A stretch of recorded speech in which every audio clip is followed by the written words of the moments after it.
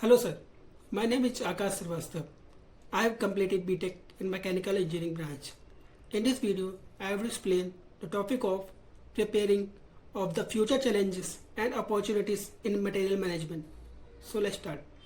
We are involving in strategic planning, innovations and adaptability to address evolving trends.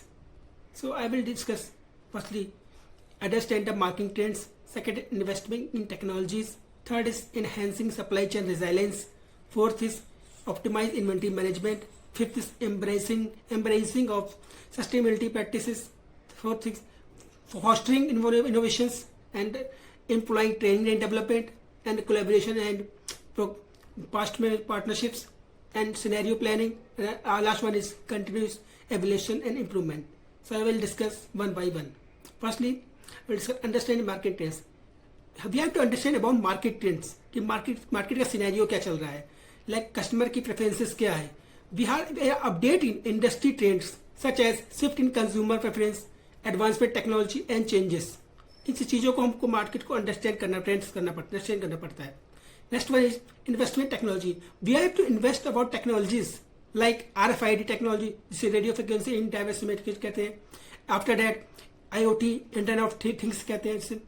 After the AI, where we have to understand about artificial intelligence, the technology का invest और after that inventory tracking, demand forecasting, demand forecasting. इन सब चीज़ों को हमको क्या technology को adaptability करना पड़ता है, अंडरस्टैंड करनी पड़ती है.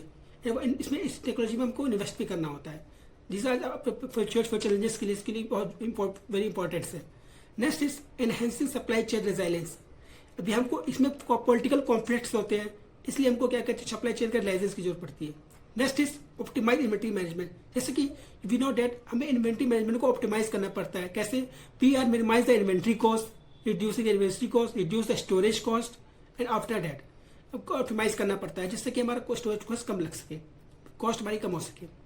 Next is embracing sustainability practices. It means that कि in corporate behavior या sustainability into the material management भी यूज कर सकते हैं इसको.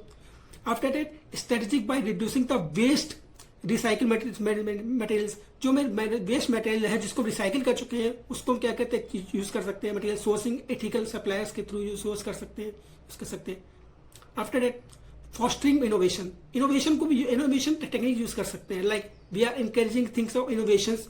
हमें इनोवेशन को इंकरेज करना चाहिए और इनोवेट करें जिससे हमारी कॉस्ट कम हो सके और प्रोडक्टिविटी बढ़ सके. After that employ training and development which is most important part of the future challenges में, कि हमें एम्प्लॉयमेंट और ट्रेनिंग को डेवलपमेंट करना होता है. ट्रेनिंग को एम्प्लॉय को ट्रेन करना होता है, डेवलपमेंट करना होता है जिससे कि हमारी जो प्रोडक्टिविटी बढ़ सके. लाइक इसको एम्प्लॉय को ट्रेन करना होता है और उसकी डेवलपमेंट को बढ़ाना पड़ेगा, उसको चीज़ें सिखानी पड़ती हैं. This is the employ development.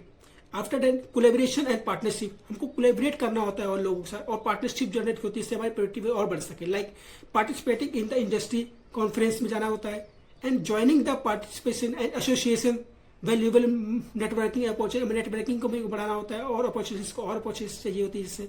After that scenario planning. हमको एक डेवलपिंग कंटिन्यूस प्लान को सिनेरियो देखना होता है, वेरियस फ्यूचर सिनेरियो देखने होते हैं कि आगे चल के फ्यूचर के क्या सिनेरियो होंगे उस मार्केट के थ्रू, मटेरियल्स के मार्केट के थ्रू क्या सिनेरियो होगी जिससे कि इंडस्ट्री डेवलप कर सके. After that continue evolution and improvement. We have to continues and employ evolution करना पड़ता है. हमें कंटिन्यू एवोल्यूशन करना पड़ता है और इम्प्रूवमेंट को देखना पड़ता है कि इम्प्रूवमेंट कैसा चल रहा है कैसा नहीं चल रहा है और हमें इस चीज़ को कंटिन्यूस रखना पड़ता है. These are the challenges and opportunities of material management. Thank you.